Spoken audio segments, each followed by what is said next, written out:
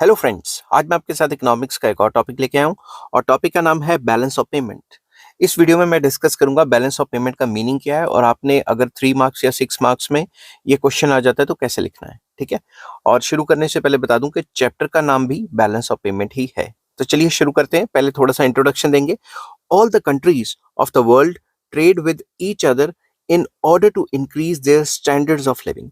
हर एक कंट्री को दूसरे कंट्री के साथ ट्रेड करना पड़ता है क्योंकि हर एक कंट्री हर एक सामान नहीं बनाती। इसलिए अगर उसको अपना स्टैंडर्ड ऑफ लिविंग बढ़ाना है या जो गुड्स बाकी कंट्रीज में प्रोड्यूस होते हैं वो भी कंज्यूम करने हैं तो उसे ट्रेड करना ही पड़ेगा। ठीक है। Each country records the details of its trade and other economic transactions with other countries of the world in its balance of payment accounts। तो सिंपल वर्ड्स में हर एक कंट्री जो भी दूसरी कंट्री से वो ट्रेड करती है या दूसरी कंट्री से जो भी सामान आता है या जितने भी इकोनॉमिक ट्रांजैक्शंस होती हैं उसका हिसाब किताब रखती है। और उसका हिसाब किताब किस में रखती है? बैलेंस ऑफ पेमेंट अकाउंट में। तो सिंपल वर्ड्स में बैलेंस ऑफ पेमेंट क्या होता है? एक हिसाब किताब का अकाउंट होता है जिसमें एक country rest of the world से जो भी सामान ले रही है या दे रही है या जितनी भी इकोनॉमिक ट्रांजैक्शंस कर रही है, अब ये सारी की सारी लेन देन में क्या क्या आ जाता है वो एक अलग वीडियो में मैंने डिस्कस किया है। उसका नाम है बैलेंस ऑफ पेमेंट अकाउंट्स। उसके अंदर क्या क्या चीजें आ जाती हैं वो मैंने डिटेल में डिस्कस की हुई हैं। ठीक है। तो सिंपल वर्ड्स में बैलेंस ऑफ पेमेंट होता है एक कंट्री का रेस्ट ऑफ द वर्ल्ड के साथ जितनी भी इकोनॉमिक ट्रांजैक्शन हो रही हैं उसका पूरा हिसाब किताब। For example, the balance of payments accounts of India measures the economic transactions या इकोनॉमिक इंटरेक्शंस भी कह सकते हैं of India with other countries of the world. कि इंडिया का अगर बैलेंस ऑफ पेमेंट का मतलब अगर निकालना है तो इंडिया का रेस्ट ऑफ द वर्ल्ड के साथ जितनी भी इकोनॉमिक ट्रांजेक्शन्स या इकोनॉमिक इंटरेक्शंस हो रही हैं, लेन देन हो रहा है, उसका पूरा का पूरा हिसाब किताब। These interactions includes the sales of Indian goods and services by India। इसमें क्या आ जाता है? जो भी इंडिया अपनी गुड्स एंड सर्विसेज बाहर बेचता है, as well as inflow and outflow of capital. तो जितना भी इनफ्लो या आउटफ्लो ऑफ कैपिटल, पैसे का, मशीनों का, गुड्स एंड सर्विसेज का, जितना भी इनफ्लो एंड आउटफ्लो है उसका पूरा का पूरा हिसाब किताब। तो कंक्लूजन ये है कि दस balance of payments of a country is a systematic record of all economic transactions between the residents of one country and the residents of foreign countries during a given period of time, usually 1 year। तो simple words में अगर balance of payment को conclude करें तो ये क्या है?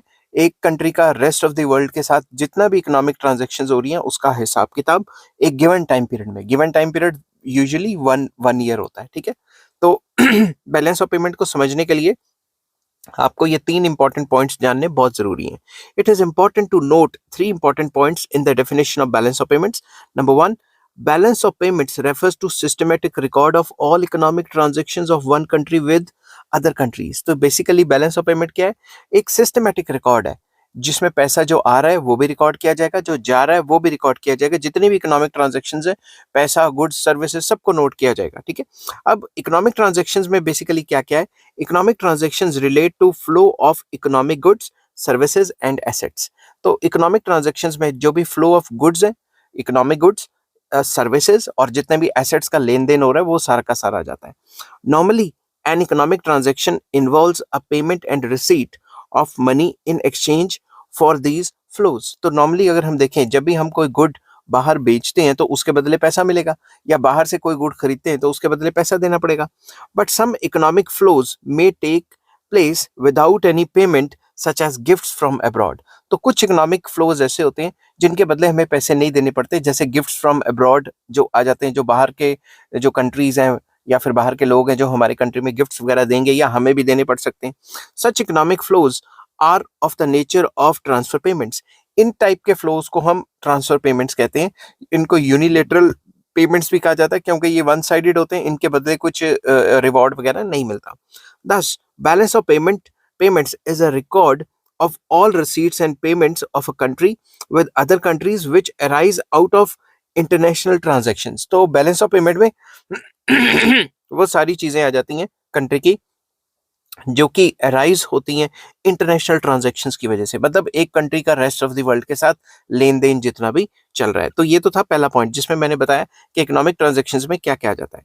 दूसरा, economic transactions reflected in the balance of payments are between residents of one country and residents of other countries. तो जितनी भी इकोनॉमिक ट्रांजैक्शंस हैं वो एक कंट्री के जो रेजिडेंट्स हैं और दूसरे कंट्री के जो रेजिडेंट्स हैं उनके बीच में हो रही हैं। समझ के बात? The term residents of a country means normal residents of the reporting country. तो ये जो रेजिडेंट्स का यहाँ पे जो मतलब है वो नॉर्मल रेजिडेंट्स हैं, ठीक है। नॉर्मल रेजिडेंट्स वो रेजिडेंट्स होते हैं जो 1 साल से ज्यादा उस कंट्री में रह रहे हैं और जिनका सेंटर ऑफ इंटरेस्ट उस कंट्री की फेवर में लाई करता है। समझ की बात। अब थर्ड पॉइंट इसमें जो मेन जो समझने वाला है, balance of payments is a flow concept. ये एक फ्लो कॉन्सेप्ट है, ये कोई स्टॉक कॉन्सेप्ट नहीं है। फ्लो मतलब इसको over the period of time हम मेजर करते हैं। एक मतलब गिवन पॉइंट ऑफ टाइम पे मेजर नहीं करते, पीरियड ऑफ टाइम पे मेजर करते हैं इसको, ठीक है। All economic transactions reflected in the balance of payment normally have a flow dimension. जितनी भी economic transactions balance of payment में हम डिस्कस करेंगे, इसका एक फ्लो डायमेंशन होगा। फ्लो मतलब over the period of time major करेंगे, जैसे 1 साल में। पॉइंट ऑफ टाइम पे मेजर नहीं कर सकते। They refer to certain values of exports and imports per time period. वही बात कि जो भी इंपोर्ट एक्सपोर्ट होता है या जो भी फ्लो होता है गुड्स एंड सर्विसेज का या कैपिटल का एक कंट्री से दूसरे कंट्री, उसको हम पर टाइम पीरियड में मेजर करते हैं, जैसे per year. Balance of payments of a country always refers to a certain period, usually a calendar year. तो बेसिकली वही बात का दोबारा रिपीट कर दी कि बैलेंस ऑफ पेमेंट जो है किसी भी कंट्री का एक सर्टेन टाइम पीरियड में मेजर किया जाता है, से 1 ईयर या 1 कैलेंडर ईयर, ठीक है। तो ये तीन चीजें जो है सबसे मेन है कि इकोनॉमिक ट्रांजेक्शन्स होती क्या है, इकोनॉमिक ट्रांजेक्शन्स किसके बीच में हो रही है, और तीसरा ये एक फ्लो कॉन्सेप्ट है जो कि over the period of time measure किया जाता है, ठीक है। तो अब कंक्लूड करते हैं। Hence balance of payments is an account of all payments made by a country to other countries and all receipts by it from abroad during the period of a year। तो simple words में एक country का दूसरे country के साथ जितना भी लेन then है, जितनी भी पेमेंट्स या रसीट्स हैं, उसका जो हिसाब किताब होता है 1 साल के अंदर अंदर, एक अकाउंटिंग ईयर के अंदर अंदर, उसे हम बैलेंस ऑफ पेमेंट कहते हैं।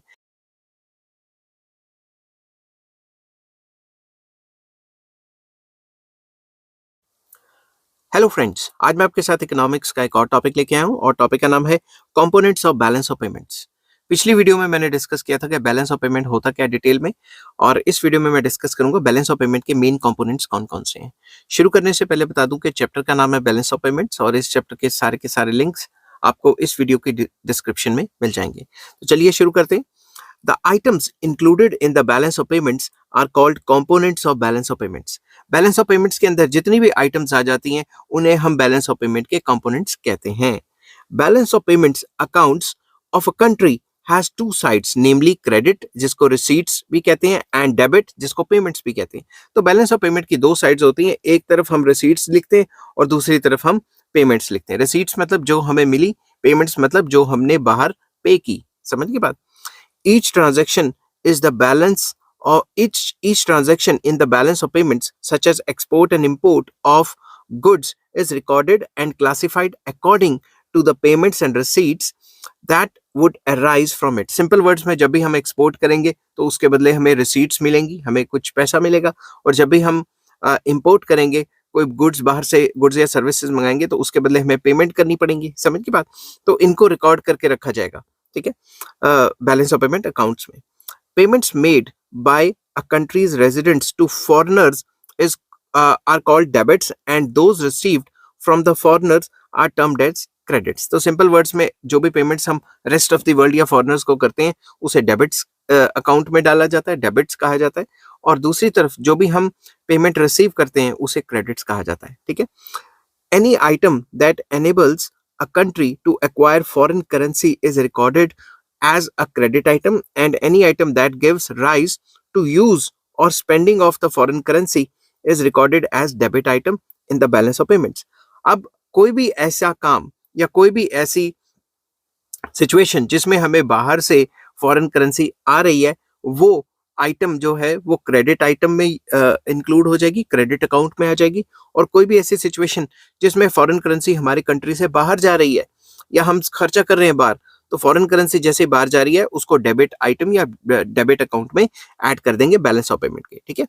thus balance of payments is a way of listing these items on the credit and debit side. तो बैलेंस ऑफ पेमेंट एक तरीका है जिससे हम जो भी पैसा बाहर से आया उसको क्रेडिट साइड में नोट कर लेंगे और जो भी पैसा बाहर गया उसे डेबिट साइड में नोट कर लेंगे। It should be noted that the balance of payments of a country is not a balance sheet showing a country's foreign assets and liabilities at a given time. हम ये भी कह सकते हैं कि भाई ये ऐसा नहीं है कि बैलेंस ऑफ पेमेंट को एक बैलेंस शीट की तरह ट्रीट किया जाएगा, समझ की बात, कि जितना पैसा आया या गया उसकी एक बैलेंस शीट टाइप है। It shows for any given time period, एक गिवन टाइम पीरियड में ये हमें क्या शो करती है, the flow of total receipts from abroad and its total payments made to abroad, के एक कंट्री ने एक गिवन टाइम पीरियड में से 1 ईयर कितना पैसा बाहर से रिसीव किया और कितना पैसा बाहर पे किया, समझ की बात। तो various items in the balance of payments are generally categorized into 2 main groups. तो सबसे पहले आ जाता है करंट अकाउंट, करंट अकाउंट या balance of payment on current account, ठीक है। तो करंट अकाउंट में कौन कौन सी चीजें आ जाती हैं, मैंने डिटेल में डिस्कस की हुई है। The current account records all international economic transactions relating to export and import of goods, services, unilateral transfers and international incomes. तो करंट अकाउंट में वो सारे के सारी रिसीट्स एंड पेमेंट्स आ जाती हैं जो import and export of goods से रिलेटेड है, गुड्स के इंपोर्ट एक्सपोर्ट से रिलेटेड है, सर्विसेज के इंपोर्ट एक्सपोर्ट से रिलेटेड है, या यूनिलेटरल ट्रांसफर्स जो वन साइडेड ट्रांसफर्स हैं, जो बाहर से हमने रिसीव की या जो बाहर यूनिलेटरल ट्रांसफर्स की, ठीक है, जैसे गिफ्ट्स एंड ग्रांट्स टाइप, या इंटरनेशनल इनकम्स बाहर से आई या यहां से बाहर गई। दस the balance on current account is the value of exports minus the value of imports. तो यहाँ इंपोर्ट्स लिखना था मुझे, रुको 2 मिनट।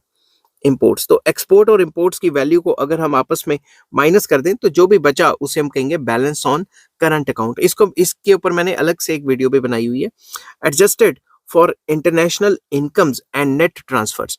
तो जितना भी ये इंटरनेशनल इनकम्स और नेट ट्रांसफर्स में एडजस्ट होके आ जाएगा उसे हम बैलेंस ऑन करंट अकाउंट कहेंगे, ठीक है। तो current account transactions are of the flow nature, ये भी एक फ्लो नेचर है क्योंकि पूरा का पूरा बैलेंस ऑफ पेमेंट ये एक फ्लो जो है कॉन्सेप्ट है जिसको over the period of time measure किया जाता है। The current account transactions are classified into 4 broad categories which are discussed as under number 1 export and import of goods, जिसको मर्चेंडाइज भी कहा जाता है, और गुड्स के एक्सपोर्ट इंपोर्ट को बैलेंस ऑफ ट्रेड भी कहा जाता है, समझ की बात, ये बात ध्यान से समझना। This category includes all types of physical goods exported and imported. तो balance of payment on current account का जो फर्स्ट पार्ट है जिसको export and import of goods, जिसको मर्चेंडाइज भी कहा जाता है, जिसको बैलेंस ऑफ ट्रेड भी कहा जाता है, इसके अंदर गुड्स के, सिर्फ गुड्स के जो फिजिकल गुड्स हैं उनके इंपोर्ट एंड एक्सपोर्ट आ जाते हैं। A country can acquire foreign currency by exporting goods, जब भी हमारी कंट्री बाहर गुड्स बेचेगी तो फॉरेन करेंसी मिलेगी उसको, ठीक है ना, क्योंकि बेच के सामान मिल रहा है जो फॉरेन करेंसी है। For example, if an Indian exporter sells Indian goods abroad, this appears as a credit item in the balance of payment account because this exporter earns foreign currency thereby। तो जब भी कोई Indian exporter बाहर अपना सामान बेचता है तो उसके बदले उसको फॉरेन करेंसी मिलती है, तो जो भी फॉरेन करेंसी आएगी वो क्रेडिट अकाउंट में ऐड हो जाएगी क्योंकि हमने तो फॉरेन करेंसी कमाई है ना बाहर गुड्स बेच के। On the other hand, import of goods appears on the debit side because when we pay for sorry, when we pay for imports foreign currency would be used. तो जब भी हम बाहर से कोई सामान मंगाएंगे तो उसके बदले हमें फॉरेन करेंसी देनी पड़ेगी, इसीलिए वो डेबिट आइटम में इंक्लूड हो जाएगा। Thus, export of goods and import of goods describe the country's visible trade।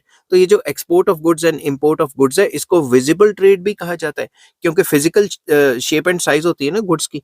Visible trade comprises goods such as cars, aluminium, tea, iron ore, etc. etc. जो हम physically जो है उसको जो physical items हैं, tangible items हैं, which are tangible and have physical form and we can see these when they cross the boundaries of a country। तो visible trade वो ट्रेड है जिन गुड्स को हम देख सकते हैं जिनकी कोई फिजिकल शेप एंड साइज है, जो एक कंट्री से दूसरे कंट्री या जब भी बॉर्डर क्रॉस होते हैं तो हम उनको फिजिकली देख सकते हैं, ठीक है। तो फर्स्ट पॉइंट जो balance of payment on current account है उसमें आ जाता है import and export of goods. तो सेकेंड आ जाता है इनविजिबल आइटम्स, ठीक है, very important. These are the items which are not tangible and can not be seen. तो इसमें इनविजिबल आइटम्स में वो आइटम्स आ जाते हैं जिनकी कोई फिजिकल शेप एंड साइज नहीं है, ये टेंजिबल नहीं है, इनटेंजिबल है, इनको देखा नहीं जा सकता। इसमें कौन कौन सी आती है मैंने नीचे डिस्कस की है। Hence they are known as invisible, तभी इनको इनविजिबल आइटम्स कहा जाता है। These invisible items are classified into 3 groups. Number 1 services, it includes a large variety of non-factor services sold abroad and non-factor services purchased by the residents of a country from rest of the world। तो इसमें वो सारी की सारी non factor services आ जाती हैं जिसको हम बाहर से खरीदते हैं या जिसको हम बाहर बेचते हैं। तो अब मैं इसको ज्यादा डिटेल में जाऊंगा। Export of services shows the receipts of the country from the sale of services to foreigners during a given time period। जब भी हम अपनी सर्विसेज बाहर बेचते हैं, अपनी सर्विसेज बाहर प्रोवाइड करते हैं, उसके बदले जो हमें पैसे मिलते हैं वो रिसीट्स कहलाती हैं। ठीक है। एक्सपोर्ट ऑफ सर्विसेज कंप्राइजेज, इसमें क्या क्या आ जाता है? Shipping services, banking services, insurance services etcetera. तो जब भी हम इन टाइप की सर्विसेज देते हैं बाहर, तो उसके बदले जो भी हमें पैसा मिलता है वो रिसीट्स आइटम्स में आ जाता है। ठीक है, मतलब हमें वो पैसा आया है कंट्री में। Payments received from these services are put on the credit side. तो रिसीट्स जो भी हमें मिलती हैं वो क्रेडिट आइटम मानी जाती है और वो क्रेडिट साइड में ऐड कर दी जाती है। Income through tourism is another example of income from services. तो जब भी हम टूरिस्ट सर्विसेज या टूरिज्म को एनकरेज करते हैं वो भी इसी के अंदर आ जाती है, क्योंकि जब बाहर से फॉरेनर्स आते हैं वो हमारे कंट्री में आके पैसा खर्च करेंगे ही ना, तो पैसा तो आएगा। When the foreign tourist come to India and spend on the Indian goods, they will have to pay for it in their own currency, enabling India to acquire foreign exchange। तो जब भी कोई फॉरेन टूरिस्ट आएगा यहाँ के जो है tourism की सर्विसेज को इस्तेमाल करेगा, अपनी करेंसी लेके आएगा, खर्चेगा, तो वो भी हमारे कंट्री में रिसीट्स या क्रेडिट साइड में ही आ जाएगी। इन the same way import of services covers payments which residents of a country under consideration make to foreigners for similar services, that is shipping, banking, insurance and payments the residents have to make as tourists abroad। Similarly, इसी तरीके से अगर इसे उल्टा देख लें तो जब भी हम सर्विसेज को इंपोर्ट करते हैं तो हमारे रेजिडेंट्स को या हमारे कंट्री को बाहर वाले फॉरेन कंट्रीज को पैसा देना पड़ता है। जैसे हम बाहर की कोई मान लो शिपिंग सर्विस यूज करें या बैंकिंग सर्विस या इंश्योरेंस सर्विस यूज करें या पेमेंट्स करें, हम बाहर कोई टूरिस्ट बन के चले गए तो भी तो हमें पैसे देने ना, तो वो सारे के सारे डेबिट आइटम या डेबिट साइड पे यूज मतलब इंक्लूड होंगे। ठीक है, क्योंकि हमने तो पेमेंट्स किए ना बाहर, they are items on the debit side, क्योंकि हमारी कंट्री से तो पैसा निकल गया। तो सेकंड इसमें आ जाता है यूनिलेटरल ट्रांसफर्स। यूनिलेटरल होता है वन साइडेड पैसा गया है, उसके बदले कोई सर्विस या गुड नहीं मिला। समझ की बात? Unilateral transfers are those receipts and payments which take place without any service in return in the current period। तो यूनिलेटरल ट्रांसफर्स या यूनिलेटरल जो होता है उसे वन साइडेड कहा जाता है, जिसके बदले कोई सर्विस या गुड जनरेट नहीं हुआ, जो वन साइडेड पेमेंट की गई। ठीक है, there is no quid pro quo in return. तो जो भी इस टाइप के जो पेमेंट्स होती हैं, ट्रांसफर होते हैं, उसके बदले कुछ नहीं दिया जाता। क्विड प्रो को मतलब वन साइडेड है, उसके बदले कुछ नहीं मिला। ठीक है, it includes transfers both at the private and official level. इसमें प्राइवेट लेवल पे भी हो जाती है, इंडिविजुअल्स भी कर देते हैं, और ऑफिशियल भी हो जाती है। तो इसमें क्या क्या आ जाता है?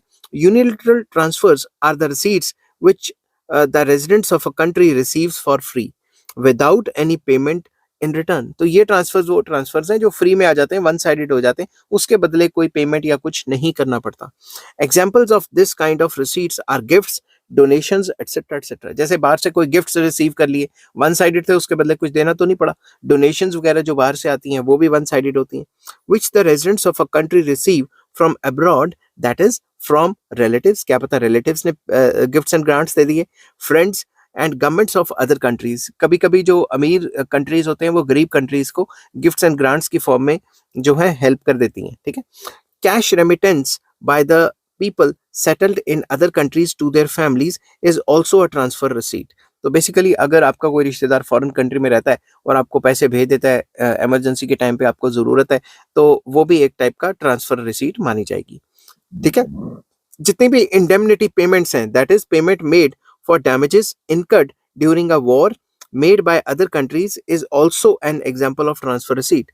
जैसे किसी कंट्री की वॉर की वजह से किसी और कंट्री को नुकसान हो गया, तो उसके बदले जो भी पेमेंट्स वगैरह दे रहे हैं वो भी वन साइडेड ही मानी जाती हैं, उनको इंडेमनिटी पेमेंट्स कहा जाता है।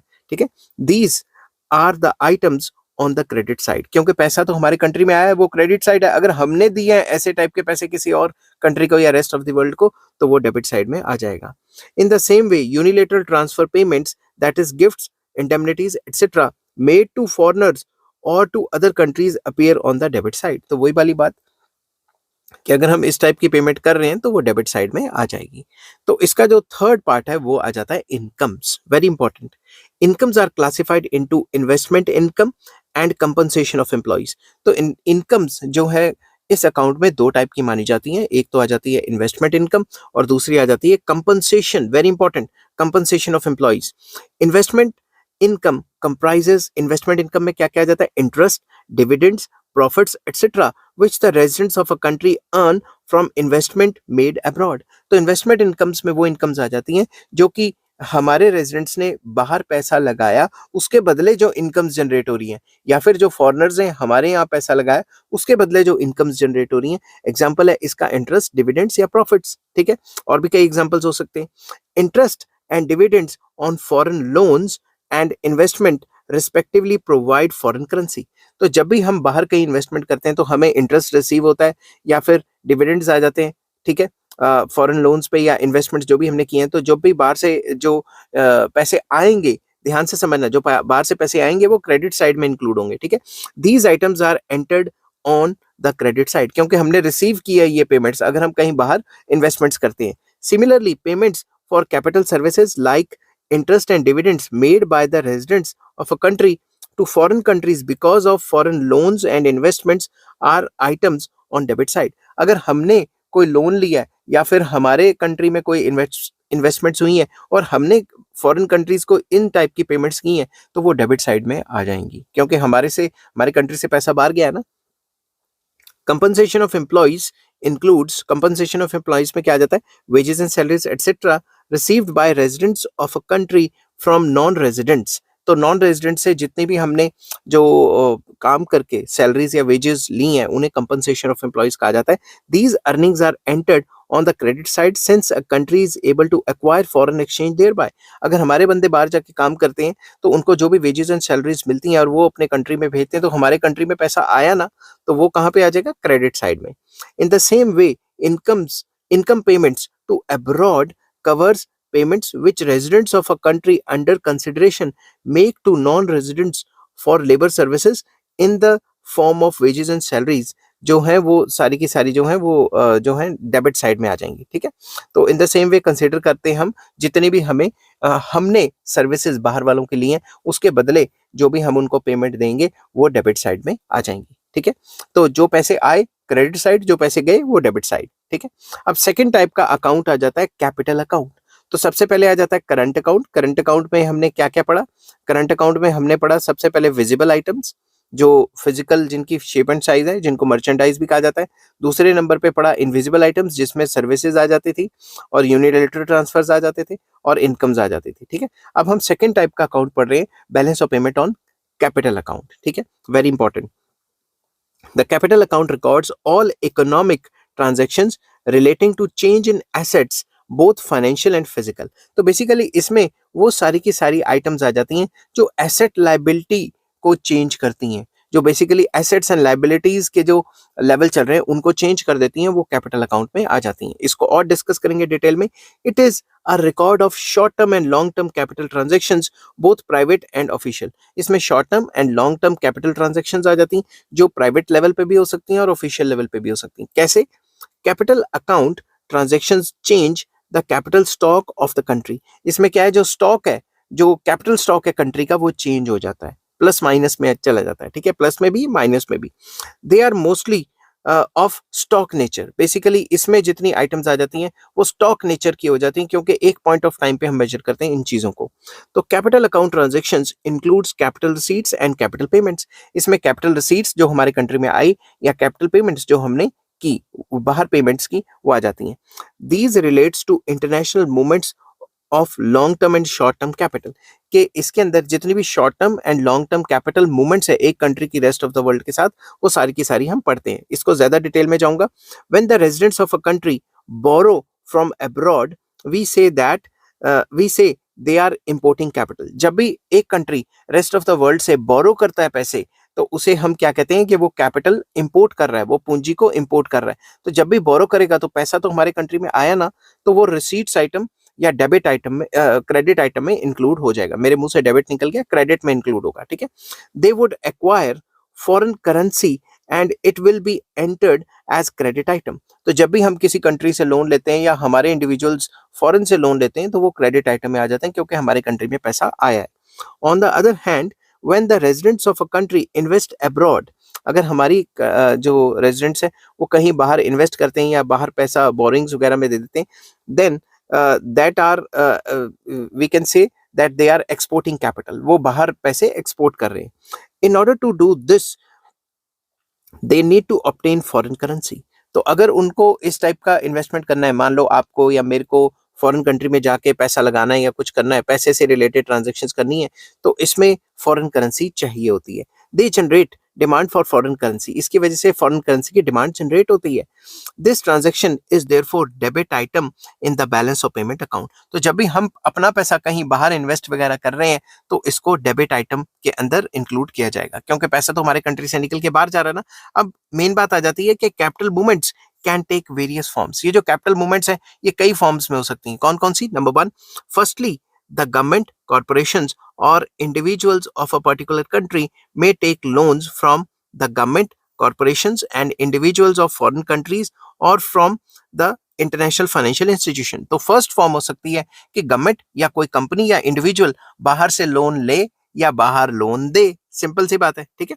तो secondly government, corporations or individual residents may receive payments from abroad as a repayment for a loan that they might have lent abroad. अगर हमने बाहर लोन दिया हुआ है, ठीक है, बाहर लोन्स वगैरह दिए हुए हैं हमारे कंट्री ने, मतलब बाहर से लोन लिए भी हुए हैं, बाहर लोन्स दिए भी हुए हैं, तो ये जो लोन्स का जो लेन देन है वो सारा का सारा किस में आ जाता है? वो सारा का सारा कैपिटल अकाउंट में आ जाता है. समझ गई बात? ये बात आप याद रखना. जब भी हम बाहर से लोन लेते हैं तो ये हमारे पास पैसा आ रहा है तो क्रेडिट आइटम में इंक्लूड होगा, अगर हम लोन दे रहे हैं बाहर तो वो डेबिट आइटम में इंक्लूड होगा. समझ की बात? थर्ड आ जाता है, thirdly foreigners might acquire assets in the country with whose balance of payments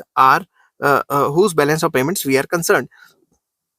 These assets can be of different kinds such as land, houses, plants, shares, etc. etc. अब जैसे हम फॉरेन कंट्री में जाके घर खरीद सकते हैं, लैंड खरीद सकते हैं, प्लांट खरीद सकते हैं, कोई फैक्ट्री वगैरह, शेयर्स वगैरह खरीद सकते हैं. वैसे ही फॉरेनर्स भी तो यहाँ आके एसेट्स खरीद सकते हैं. तो ये भी जो है balance of payment on capital account में आ जाता है. ठीक है. तो जितने भी एसेट्स और लायबिलिटीज में चेंज आते हैं एक कंट्री के, उन आइटम्स को हम बैलेंस ऑफ पेमेंट अकाउंट में ऐड कर देते हैं. ठीक है.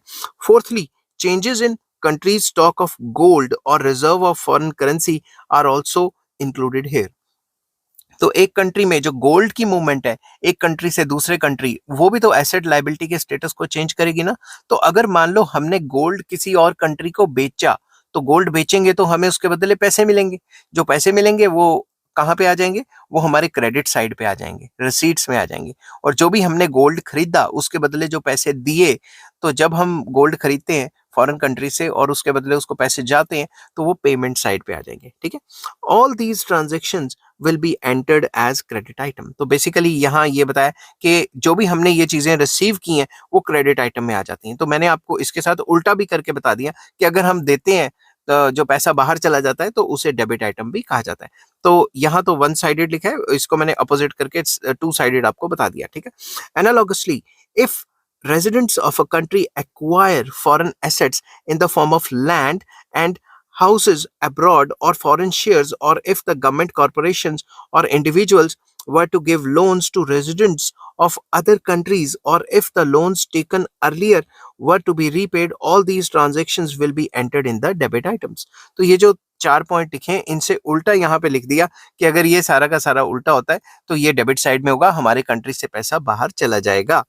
These capital movements are classified into two categories, namely direct and portfolio investment. तो जितनी भी ये कैपिटल की मूवमेंट्स है इनको डायरेक्ट इन्वेस्टमेंट की फॉर्म में भी कहा जाता है और पोर्टफोलियो इन्वेस्टमेंट की फॉर्म में भी कहा जाता है. मैं आपको दोनों के एग्जांपल दूंगा. Direct foreign investment refers to investment undertaken in the firms belonging to other countries by acquiring control over them.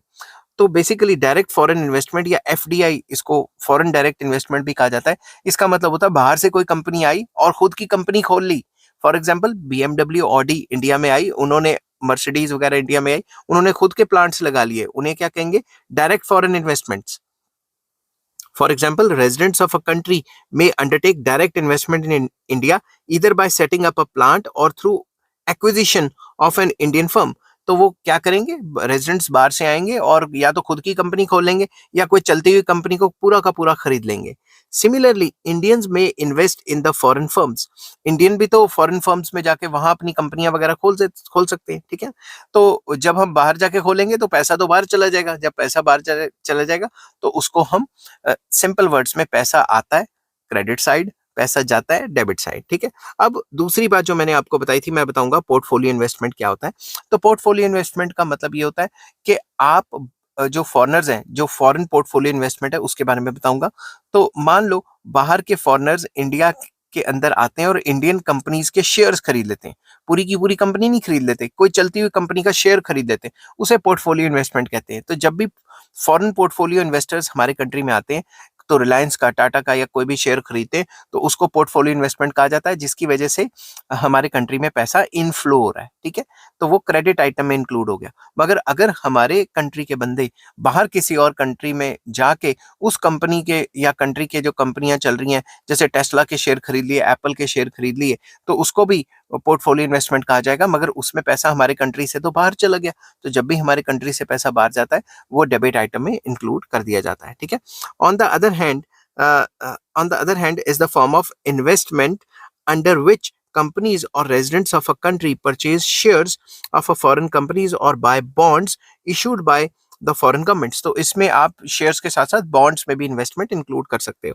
It also includes purchase of shares of domestic companies and government bonds by people of other countries. तो simple words में वही उल्टा करके लिख दिया कि अगर हम खरीदें बाहर वालों का या बाहर वाले हमारा खरीदें तो वो दोनों के दोनों इनके अंदर इंक्लूड हो जाते हैं, ठीक है। तो आरबीआई जो कि Reserve Bank of India RBI gives a detailed classification of various items in the capital account namely. तो आरबीआई ने पूरा डिटेल बताया कि कौन कौन सी चीजें कैपिटल अकाउंट में इंक्लूड होंगी। सबसे पहला फॉरेन इन्वेस्टमेंट्स या फॉरेन लोन्स वगैरह या बैंकिंग कैपिटल या रुपी डेट, जो हमने रुपी की फॉर्म में डेट लिया या दिया है, other capital and monetary movements, ये सारी की सारी आरबीआई ने कहा है कि ये कैपिटल अकाउंट में इंक्लूड होंगे। It is important to note that whereas it is the export of goods and services which is listed on the credit side, it is the import of capital which is listed in the credit side item in the balance of payments. तो simple words में जब भी बाहर से capital हम import कराते हैं तो वो हम क्रेडिट आइटम में लिखते हैं, और जब भी कैपिटल एक्सपोर्ट कर देते हैं वो डेबिट आइटम में होती है। समझ गए बात? तो ये balance of payment on current account से थोड़ा सा उल्टा है, ठीक है। The criteria of putting an item on credit side is that country whose balance of payments were we are considering gets foreign currency because of that item. तो अगर हम जब भी हम कैपिटल अकाउंट में कोई पैसा बाहर भेजते हैं या इन्वेस्टमेंट करते हैं बाहर, तो पैसा तो उस कंट्री को मिल जाता है ना, इसीलिए उस कंट्री की जो है वो जो जिस कंट्री में पैसा गया है उस कंट्री में तो बेसिकली इनफ्लो हुआ है पैसे का, तो उस कंट्री में तो क्रेडिट साइड में आ जाएगा, और जिस कंट्री से पैसा चला गया है उस कंट्री की डेबिट आइटम में आ जाएगा, ठीक है। एज दस a country acquires foreign currency in two important ways, that is by exporting goods and services and by importing the capital. तो एक कंट्री को जो भी फॉरेन करेंसी है वो दो तरीके से मिल सकती है, या तो वो बाहर से कैपिटल इंपोर्ट कर ले, मतलब लोन्स वगैरह ले ले, बोरोइंग कर ले, या इन्वेस्टमेंट्स को एनकरेज करे, या फिर अपने गुड्स एंड सर्विसेज बाहर बेचे। Therefore export of goods and services and import of capital both have to be listed on the credit side. तो या तो हम गुड्स एंड सर्विसेज बाहर बेचते हैं या फिर बाहर से कैपिटल इंपोर्ट करते हैं, वो क्रेडिट साइड में आ जाते हैं। Similarly a country can use foreign currency in two important ways, that is by importing, मतलब उसको फॉरेन करेंसी को दो तरीके से मतलब इस्तेमाल कर सकती है, या तो वो बाहर से गुड्स एंड सर्विसेज को इंपोर्ट करा सकती है या फिर कैपिटल को एक्सपोर्ट कर सकती है, ठीक है।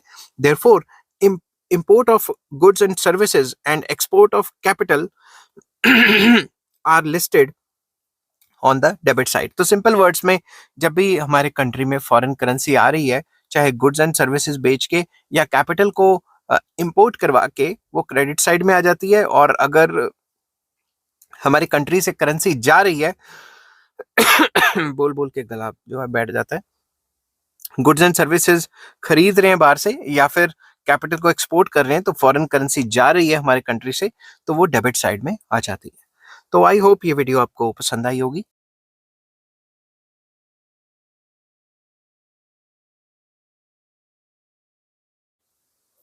हेलो फ्रेंड्स, आज मैं आपके साथ इकोनॉमिक्स का एक और टॉपिक लेके आया हूँ और टॉपिक का नाम है बैलेंस ऑफ ट्रेड। शुरू करने से पहले बता दूं कि चैप्टर का नाम है बैलेंस ऑफ पेमेंट्स और इस चैप्टर के सारे लिंक्स आपको इस वीडियो के डिस्क्रिप्शन में मिल जाएंगे। तो बैलेंस ऑफ ट्रेड क्या होता है, इसको बीओटी भी कहा जाता है और किस तरीके से पेपर में लिखना है मैंने उसी हिसाब से लिखा हुआ है। Balance of trade shows the balance of exports and imports of visible goods in a given year. एक गिवन टाइम पीरियड में या एक साल के अंदर जितना भी हमने एक्सपोर्ट एंड इंपोर्ट किया है विजिबल गुड्स का, टेंजिबल गुड्स का, उसको हम बैलेंस ऑफ ट्रेड में इंक्लूड करते हैं। It refers to merchandise. Merchandise का मतलब गुड्स एंड सर्विसेज का ट्रेड, मतलब गुड्स का ट्रेड, सॉरी सर्विसेज मेरे मुंह से निकल गया, सिर्फ गुड्स का ट्रेड जिसको टेंजिबल गुड्स भी कहा जाता है।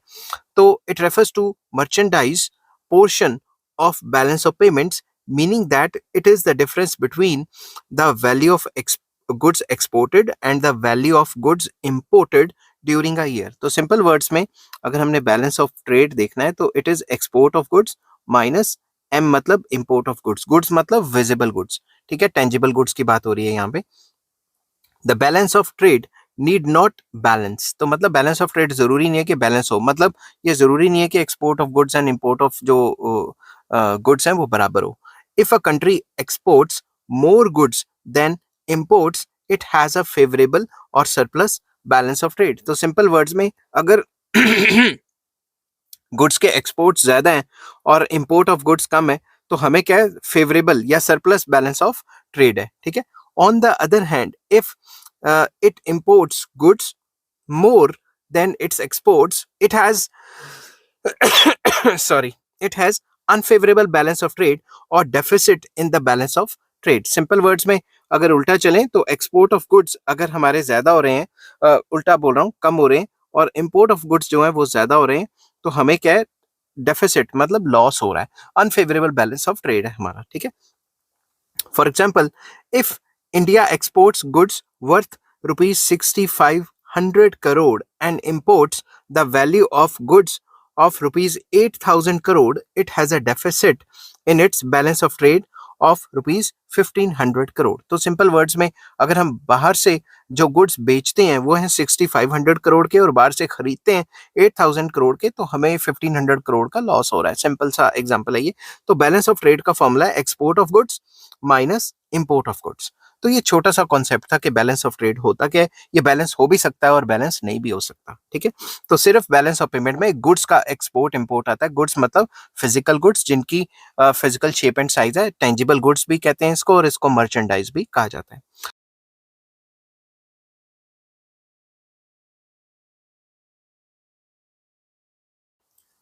हेलो फ्रेंड्स, आज मैं आपके साथ इकोनॉमिक्स का एक और टॉपिक लेके आया हूँ और टॉपिक का नाम है बैलेंस ऑफ करंट अकाउंट। कि बैलेंस ऑफ पेमेंट में करंट अकाउंट का बैलेंस कब होता है और कैसे होता है वो डिस्कस करेंगे। डिस्कस करने से पहले बता दूं कि चैप्टर का नाम है बैलेंस ऑफ पेमेंट्स और इस चैप्टर के सारे लिंक्स आपको इस वीडियो के डिस्क्रिप्शन में मिल जाएंगे। तो चलिए शुरू करते हैं। Balance of current account is made up of visibles, invisibles and transfers. तो जब भी हम करंट अकाउंट की बात करते हैं तो इसमें विजिबल गुड्स भी आ जाते हैं, इनविजिबल्स भी आ जाते हैं और ट्रांसफर्स भी आ जाते हैं। इन सब में अगर बैलेंस हो जाए, मतलब बाहर से जितना आया है और जितना यहाँ से बाहर गया है वो बराबर हो जाए, तो उसे बैलेंस ऑफ करंट अकाउंट कहा जाएगा। बट पेपर में कैसे लिखना है वो बताता हूँ। It includes the balance of trade, the balance of invisibles और services and the balance of transfers. तो इसमें ये कहा गया है कि अगर ट्रेड में बैलेंस रहेगा या इनविजिबल्स या सर्विसेज के जो लेन देन है उसमें बैलेंस रहेगा या फिर ट्रांसफर्स में बैलेंस रहेगा, उसी को बैलेंस ऑफ करंट अकाउंट कहा जाता है। The current account is a measure of all payments made for currently produced goods and services plus non trade flows of funds between a country and rest of the world. तो basically इसमें क्या क्या आ जाता है, इसमें जितनी भी पेमेंट्स हमने की हैं currently produced goods and services के एक्सपोर्ट इंपोर्ट के लिए, या फिर non trade flows of funds आ जाते हैं एक कंट्री और रेस्ट ऑफ द वर्ल्ड के बीच में। नॉन ट्रेड फ्लोज जो है इसमें क्या क्या आ जाता है, non trade flows comprises flow of factor incomes जिसमें कि इंटरेस्ट, प्रॉफिट्स, वेजेस एटसेट्रा आ जाती हैं एंड यूनिलेटरल ट्रांसफर्स आ जाते हैं, ठीक है। ये सारी चीजें तो मैं ऊपर डिस्कस पहले भी कर चुका हूं। दस balance of current account shows the difference between the export and import of goods and services and net unilateral transfers। तो बेसिकली बैलेंस अगर करना है करंट अकाउंट में तो जितने भी export and import of goods and services हुए हैं उसमें बैलेंस करना पड़ेगा और जितने भी यूनिलेटरल ट्रांसफर्स हैं वो भी बैलेंस करने पड़ेंगे। मतलब जितना हमारे कंट्री में आया और जितना हमारे कंट्री से गया वो दोनों के दोनों बराबर होने चाहिए।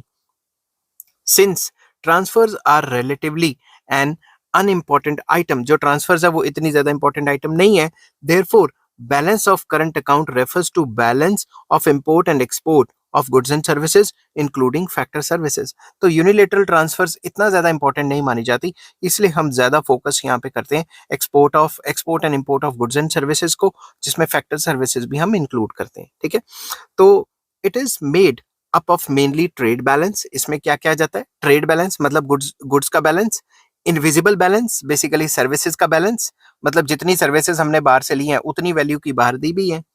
The invisible balance shows the difference between the value of export and import of services like shipping, insurance, and banking and capital services like interest and dividend incomes etc. तो ओवरऑल जो बैलेंस ऑफ करंट अकाउंट है उसमें ये कहा जाता है जो goods का जो ट्रेड है, जो फिजिकल गुड्स का जो ट्रेड है जिसको बैलेंस ऑफ ट्रेड कहा जाता है, उसमें बैलेंस हो, मतलब गुड्स का एक्सपोर्ट इंपोर्ट बराबर होना चाहिए कंट्री का रेस्ट ऑफ द वर्ल्ड के साथ। एंड बैलेंस ऑफ इनविजिबल, जो सर्विसेज हमने बाहर दी हैं उतनी वैल्यू की सर्विसेज हमने बाहर से ली भी हैं। और बैलेंस ऑफ ट्रांसफर्स मतलब यूनिलेटरल ट्रांसफर्स या जो भी ट्रांसफर्स हमने किए हैं बाहर, उसी उतनी वैल्यू के बाहर से हमने रिसीव भी किए हैं। ठीक है, the balance of current account is very important concept. ये बैलेंस ऑफ करंट अकाउंट है, ये काफी इंपॉर्टेंट कॉन्सेप्ट है। It shows the flow aspect of a countries international economic transactions. तो इसमें क्या आ जाता है कि कंट्री का जितना भी एक गिवन टाइम पीरियड में इंटरनेशनल इकोनॉमिक ट्रांजैक्शंस का फ्लो है बाहर से हमारे कंट्री में और हमारे कंट्री से बाहर, वो सारा का सारा रिकॉर्ड कर दिया जाता है। ठीक है, besides the items included in the current account responds quickly to change in the exchange rate. तो ये इसलिए भी इंपॉर्टेंट मानी जाती है क्योंकि एक्सचेंज रेट या फॉरेन एक्सचेंज रेट जिसको कहा जाता है उसके चेंज होने से इसमें काफी जल्दी चेंजेस आ जाते हैं, क्योंकि गुड्स एंड सर्विसेज का भी तो एक्सपोर्ट इंपोर्ट हो रहा है ना, तो डिमांड का भी तो फर्क पड़ेगा ना हमारे गुड्स की। तो सॉरी, तो अगर हमारे जो जितने भी बैलेंस ऑफ पेमेंट का जो करंट अकाउंट है, करंट अकाउंट में बैलेंस क्रिएट करना है, तो हमें इन तीन चीजों में बैलेंस करना बहुत जरूरी है। ट्रेड में बैलेंस करना, इनविजिबल्स में बैलेंस करना और ट्रांसफर में बैलेंस करना। और अगर कोई भी फॉरेन एक्सचेंज रेट में चेंज आता है तो इन तीनों चीजों पे डायरेक्टली असर पड़ता है। आई होप ये वीडियो आपको पसंद आई होगी।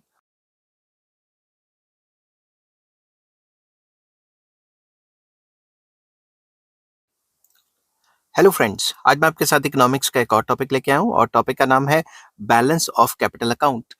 तो शुरू करने से पहले बता दूं कि चैप्टर का नाम है बैलेंस ऑफ पेमेंट्स और इस चैप्टर के सारे लिंक्स आपको इस वीडियो के डिस्क्रिप्शन में मिल जाएंगे। तो चलिए शुरू करते हैं।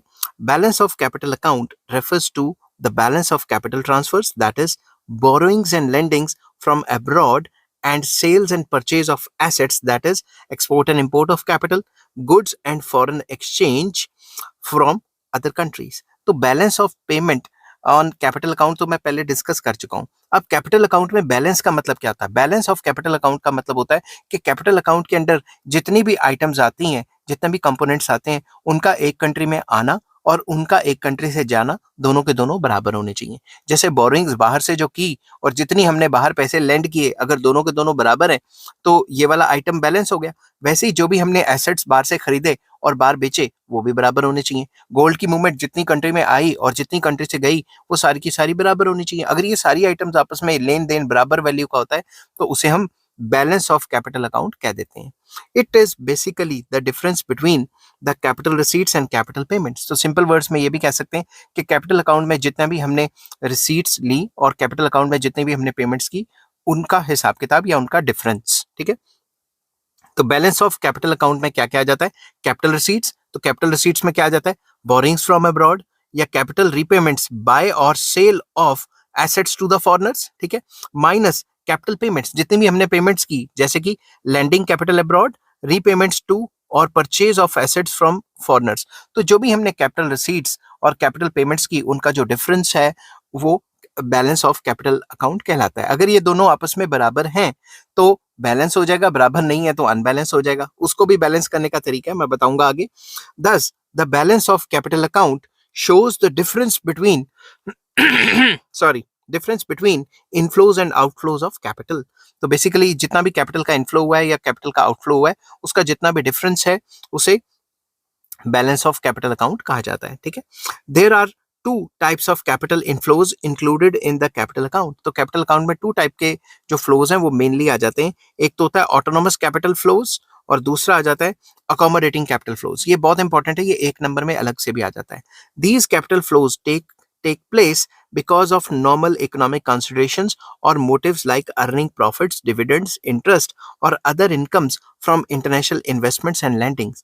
तो ऑटोनोमस कैपिटल फ्लोज में वो सारे आइटम्स आ जाते हैं जिनका मेन मकसद प्रॉफिट कमाना या डिविडेंड कमाना या इंटरेस्ट कमाना या कोई भी अदर इकोनॉमिक मोटिव हो। ठीक है, बेसिकली ये इंटरनेशनल इन्वेस्टमेंट या इंटरनेशनल लैंडिंग की वजह से होता है। ठीक है, तो मेन मकसद होता है कमाई करना। इसमें जितने भी आइटम्स आ जाते हैं इसमें मेन मकसद है कमाई करना। ठीक है, for instance if Americans are undertaking investment in India, they are doing this with the objective of earning profits या डिविडेंड्स एटसेट्रा। तो अगर कोई अमेरिकन या किसी और कंट्री का बंदा आके कोई कंपनी आके या कोई फॉरेनर आके हमारे कंट्री में इन्वेस्ट करता है और उसका मेन मकसद है प्रॉफिट कमाना या डिविडेंड कमाना, तो वो सारा का सारा जो इस टाइप के जो फ्लोज है वो ऑटोनोमस कैपिटल फ्लोज में आ जाएंगे। दूसरी तरफ आ जाता है accommodating capital flows. These flows have to be made specifically to bring the balance of payments into equilibrium। तो इनमें वो फ्लोज आ जाएंगे जो बैलेंस ऑफ पेमेंट को इक्विलिब्रियम में लाने के लिए किए गए हैं। For example, if there is a deficit in the current account, मान लेते हैं अगर करंट अकाउंट में कोई नुकसान चल रहा है, डेफिसिट है, मतलब करंट अकाउंट में जितना पैसा बाहर गया वो ज्यादा है और जितना पैसा बाहर से आया वो कम है। ठीक है, this deficit will have to be settled by an accommodating capital inflow which will bring the balance of payments into equilibrium। तो ये जो करंट अकाउंट में डेफिसिट है इसको कैपिटल अकाउंट के सरप्लस से या कैपिटल अकाउंट के किसी फ्लो से हम अगर बैलेंस कर देते हैं तो उन तरीकों को अकोमोडेटिंग कैपिटल फ्लोज कहा जाता है। समझ गए बात? तो इसको कंक्लूड करते हैं, balance of current account and balance of capital account are interrelated. जो बैलेंस ऑफ करंट अकाउंट जो मैंने पिछली वीडियो में डिस्कस किया और जो कैपिटल अकाउंट है वो आपस में इंटर रिलेटेड है। अ deficit in current account must be settled by a net surplus on capital account. अगर हमें करंट अकाउंट में नुकसान है या डेफिसिट है तो उसको हमें सेटल करना चाहिए जो कैपिटल अकाउंट के सरप्लस से। ठीक है, कि उसके अगेंस्ट अगर हम बाहर से कोई कैपिटल इनफ्लो ले लें उसे हमें सेटल डाउन कर लेना चाहिए। The foreign currency necessary to finance the excess imports must be either borrowed from some other country और be provided by the government out of its reserves of gold and foreign exchange। तो जो भी deficit हुआ है, मतलब हमने बाहर से ज्यादा गुड्स एंड सर्विसेज मंगाए हैं, उस डेफिसिट को पूरा करने के लिए या तो सरकार बाहर से बोरोइंग्स कर लेगी या फिर जो सरकार के पास गोल्ड पड़ा है उसको बेच देगी। ठीक है, similarly a surplus in the current account must be matched by the deficit in the capital account. और अगर हमें करंट अकाउंट में सरप्लस हो गया है बाई चांस, जो आज तक कभी हुआ ही नहीं, ठीक है, तो उसको भी हमें जो कैपिटल अकाउंट के डेफिसिट है उससे जो है कंपनसेट करना चाहिए। ठीक है, तो ये तो कंसेप्चुअल चीजें हैं, असल में कुछ और ही होता रहता है। तो अगर आपको ये वीडियो पसंद आती है तो please like, share and subscribe.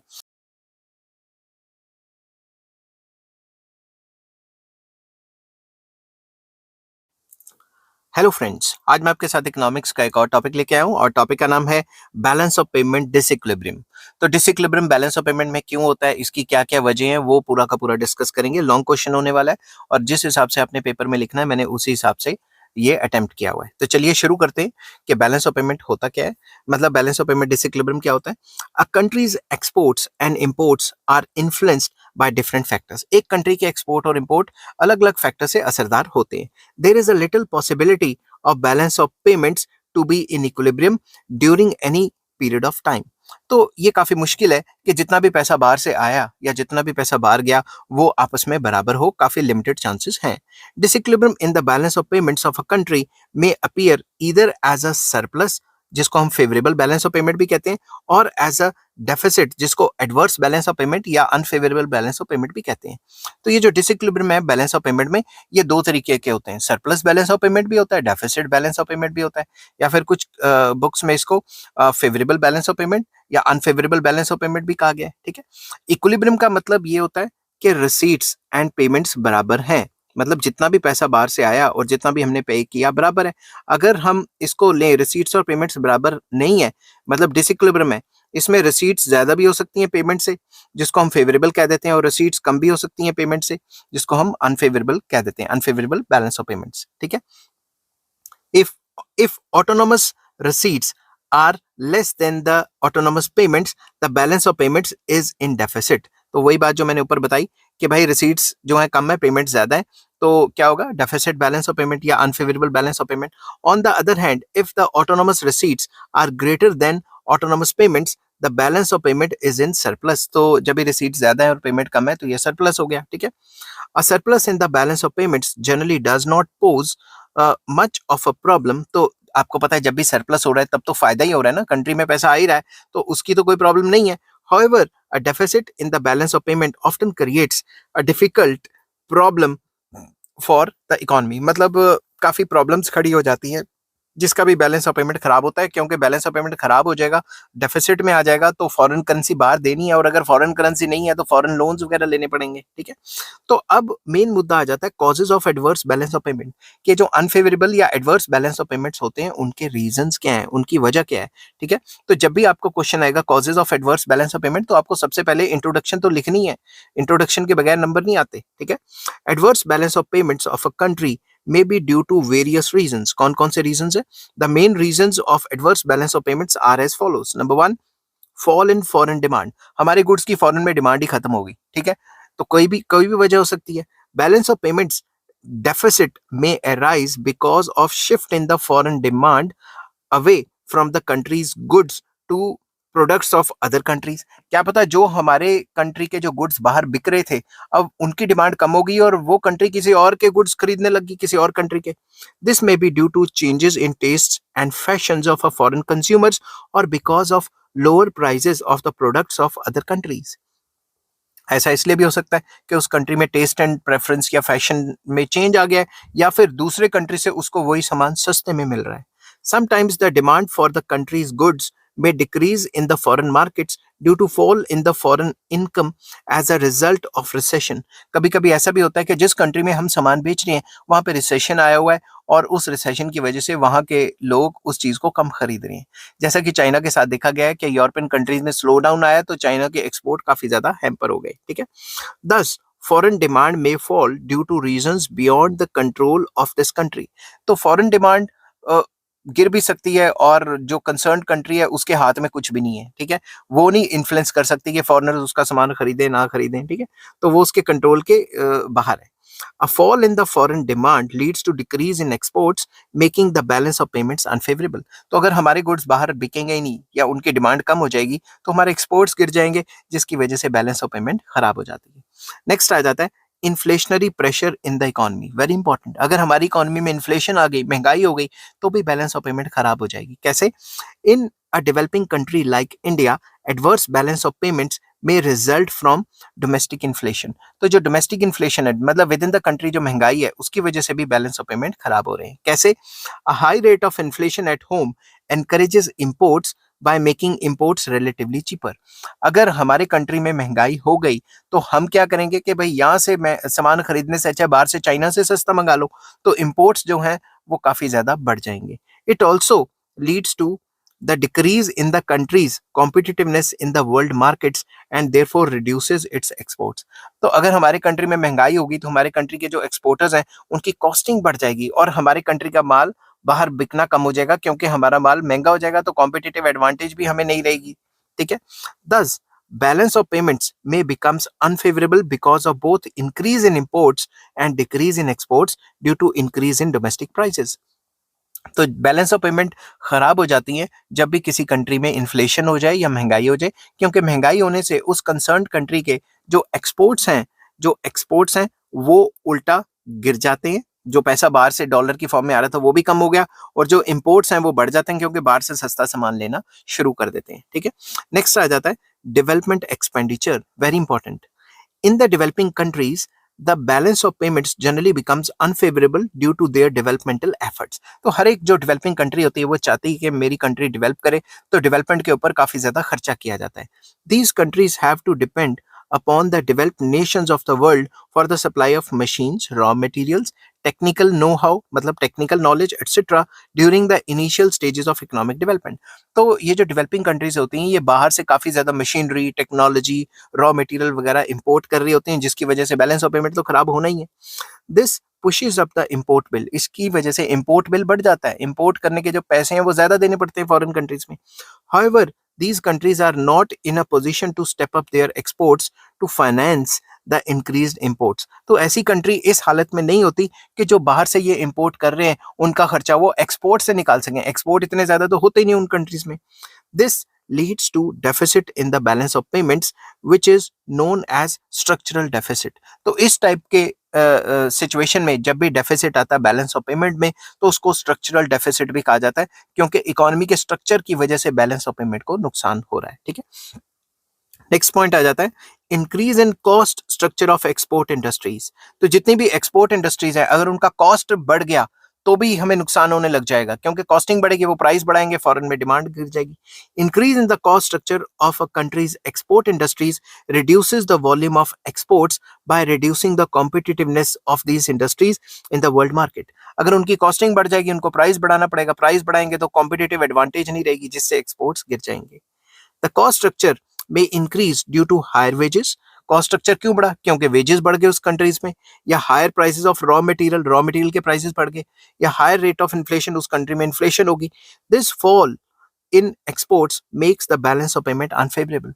या इस ये जो कॉस्टिंग के बढ़ने की वजह से जो फॉल आया एक्सपोर्ट्स में उसकी वजह से भी बैलेंस ऑफ पेमेंट खराब हो जाती है, अनफेवरेबल हो जाती है, या डेफिसिट आ जाता है बैलेंस ऑफ पेमेंट में.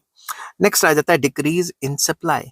A fall in supply at home also leads to a situation of deficit in the balance of payments. अगर हमारे कंट्री में सप्लाई कम होगी चीजों की तो भी डेफिसिट आ जाएगा. कैसे? Agriculture production may fall because of natural factors like failure of crops. Agriculture production गिर गई और एग्रीकल्चर गुड्स की सप्लाई कम होगी तो हमें बाहर से मंगवाने पड़ेंगे. एग्रीकल्चर तो आपको पता है नेचुरल फैक्टर पे डिपेंड करता है. भूकंप मतलब फ्लड्स आ गए या बारिश नहीं पड़ी या कोई भी ऐसा सिस्टम हो गया जिसकी वजह से एग्रीकल्चर प्रोडक्शन जो है गिर गई, तो हमें खाना तो खाना ही है ना, तो बाहर से मंगवाना पड़ेगा.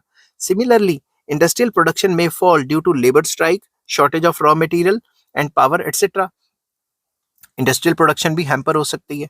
क्या पता लेबर स्ट्राइक पे बैठ जाए, या रॉ मटेरियल नहीं मिल रहा, या बिजली की कमी, या किसी चीज और चीज की कमी. तो जब भी सप्लाई हैम्पर करती है तो हमें वही चीजें बाहर से मंगवानी पड़ती हैं, तो भी बैलेंस ऑफ पेमेंट खराब है. As a consequence of this exports fall, तो इनकी वजह से एक्सपोर्ट्स जो है वो गिर जाते हैं.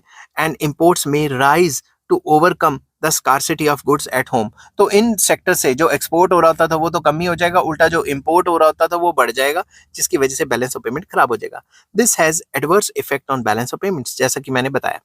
नेक्स्ट आ जाता है appreciation in the exchange rate. जब भी हमारे एक्सचेंज रेट में एप्रिसिएशन हो जाता है तो भी हमारा बैलेंस ऑफ पेमेंट बिगड़ जाता है.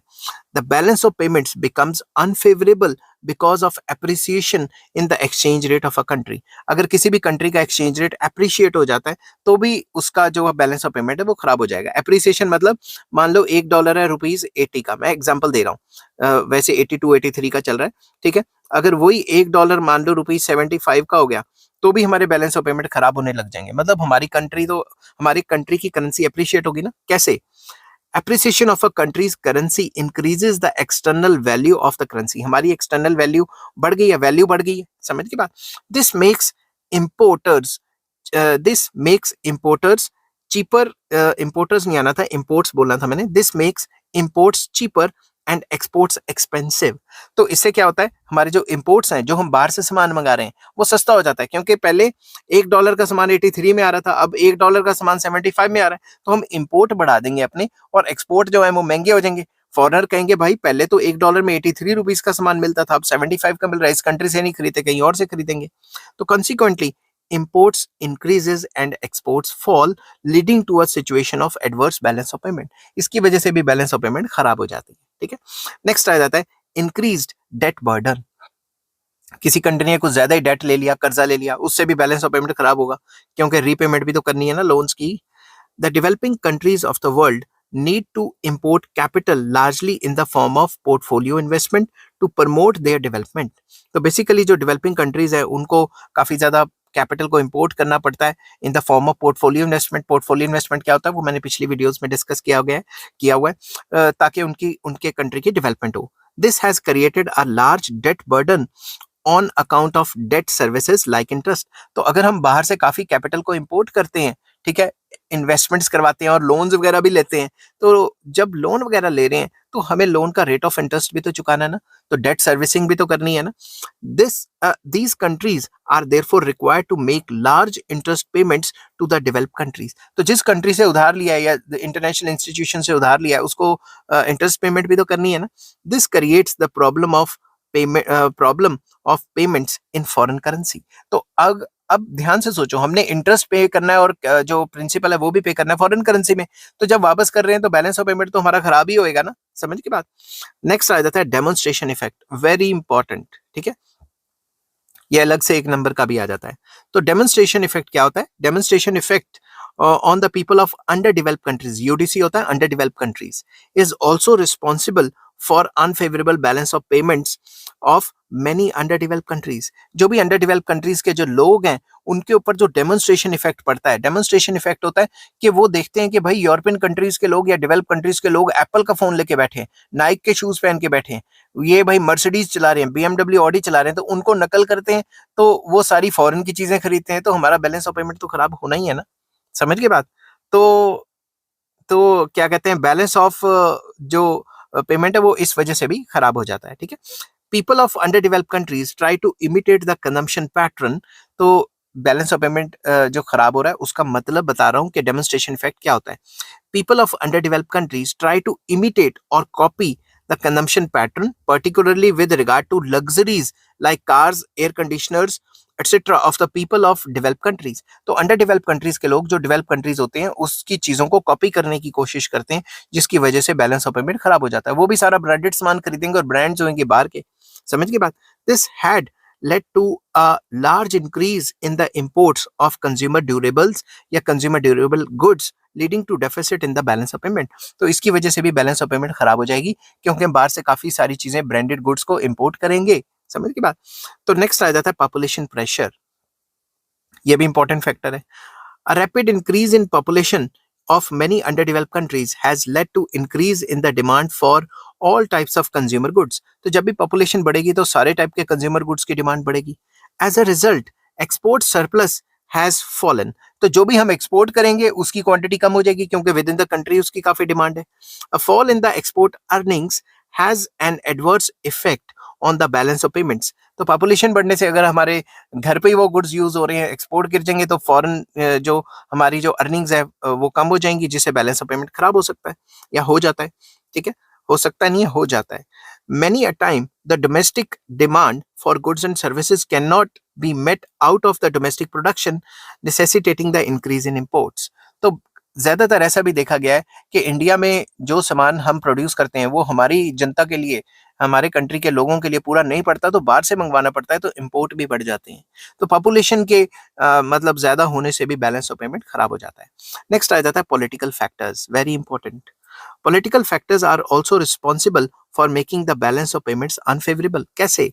First, political turmoil and instability in a number of countries like African countries, Gulf countries, Afghanistan, etc. have adverse effect on their balance of payments. हर तीसरे दिन नई सरकार होगी तो कोई पॉलिसियां नहीं बना पाएगी, पॉलिसियां बनाएगी तभी तो एक्सपोर्ट इंपोर्ट इंडस्ट्रीज खुलेंगी और वो एक्सपोर्ट इंपोर्ट करेंगी। Secondly, economic sanctions imposed by United Nations organization and developed countries against Libya, Iraq, etc. or are also responsible for adverse balance of payment. तो जो भी डेवलप कंट्रीज हैं वो हर तीसरे दिन, जैसे अमेरिका है, हर तीसरे दिन किसी ना किसी पे इकोनॉमिक सैंक्शन लगा देता है, तो वहां पे हम जो है ट्रेड करना काफी मुश्किल हो जाता है, तो उसकी वजह से भी जो बैलेंस ऑफ पेमेंट्स है वो खराब रहते हैं उन कंट्रीज के जिनके ऊपर सैंक्शंस लगी हैं, ठीक है। तो ये सारे के सारे फैक्टर्स थे जिसकी वजह से बैलेंस ऑफ पेमेंट खराब हो जाता है। बेसिकली इन सब में वो फैक्टर्स आ जाते हैं जिससे हमारे एक्सपोर्ट गिरते रहते हैं और इंपोर्ट बढ़ते रहते हैं। तो हमने वो सारे फैक्टर्स ही डिस्कस किए जिससे एक्सपोर्ट्स गिर रहे हैं और इंपोर्ट्स बढ़ रहे हैं। तो नेक्स्ट वीडियो में मैं लेके आऊंगा कि अगर बैलेंस ऑफ पेमेंट को सही करना है तो क्या करना चाहिए, कि क्या करें कि बैलेंस ऑफ पेमेंट सही हो जाए, ठीक है। आई होप ये वीडियो आपको पसंद आई होगी। अगर पसंद आती है तो please like, share and subscribe.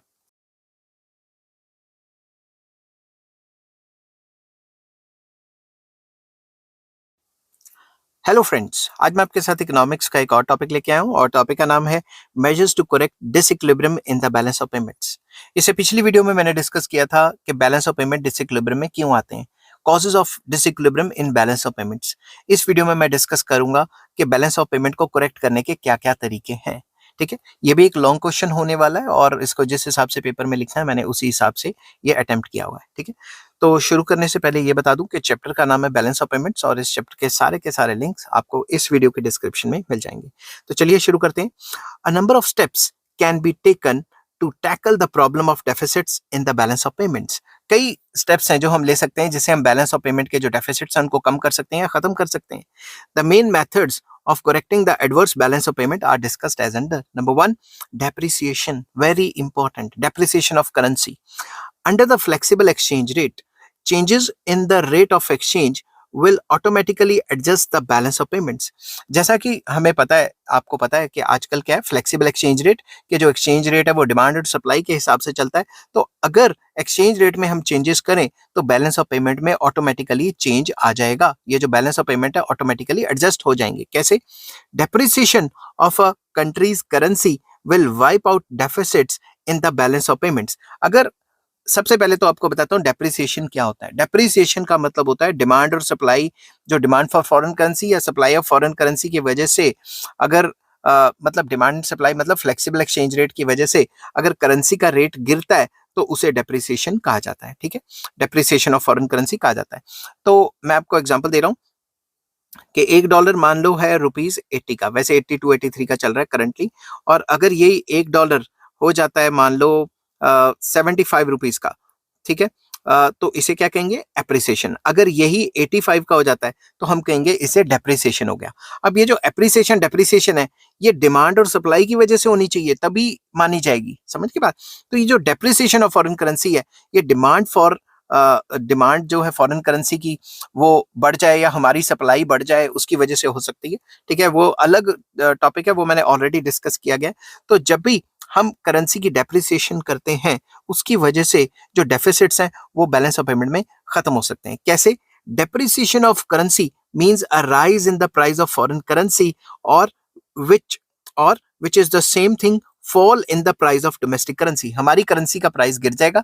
For example $1 80 का था, अब $1 85 का हो जाएगा, या फिर ये कह लो कि हमारी करेंसी फॉरेन करेंसी की टर्म्स में सस्ती हो गई। ठीक है, for instance if Indian rupee depreciates against US dollar, it means that Indians pay more rupees for a dollar. अब पहले जो ₹80 का $1 आ जाता था अब 85 का आएगा।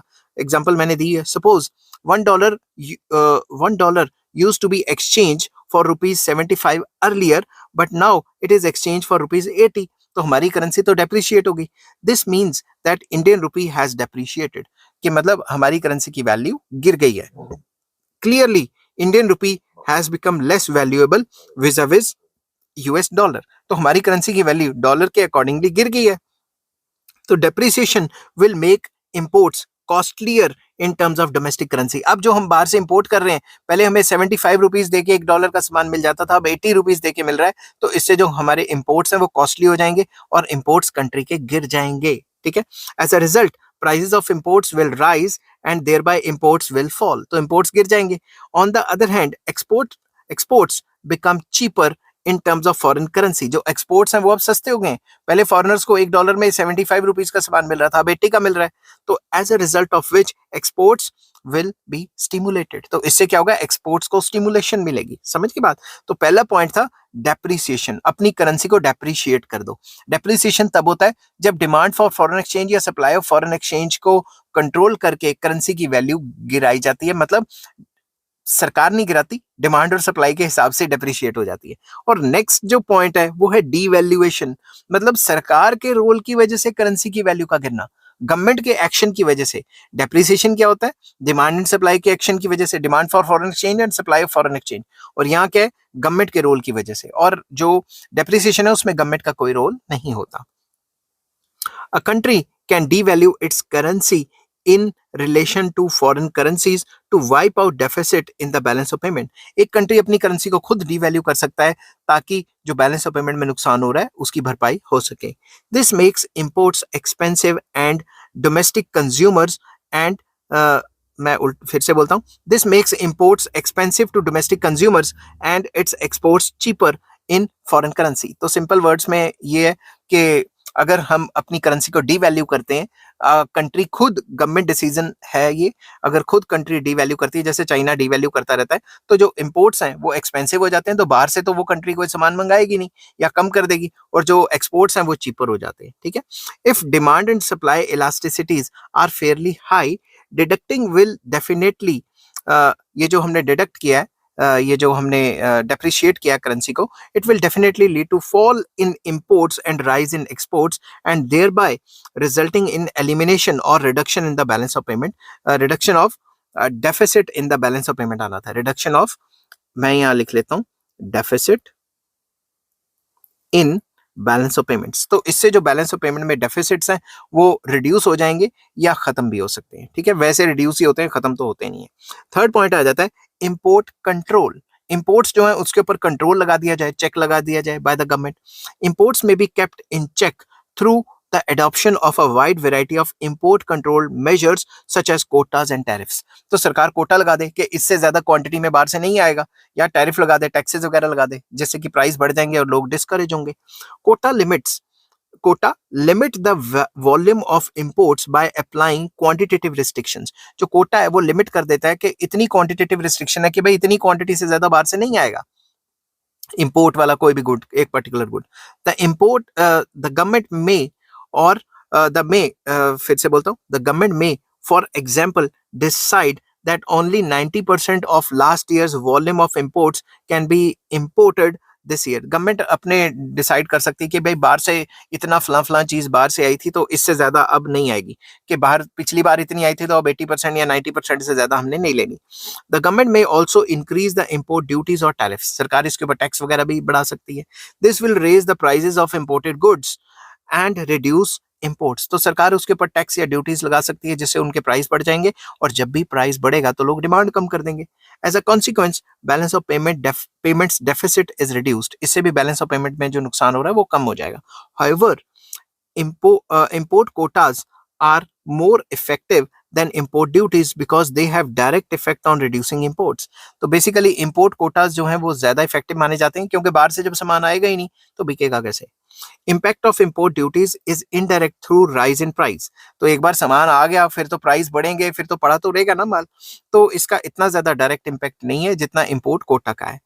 Its effect is therefore less certain. तो इम्पोर्ट ड्यूटीज का जो असर है वो इतना ज्यादा सर्टेन नहीं है।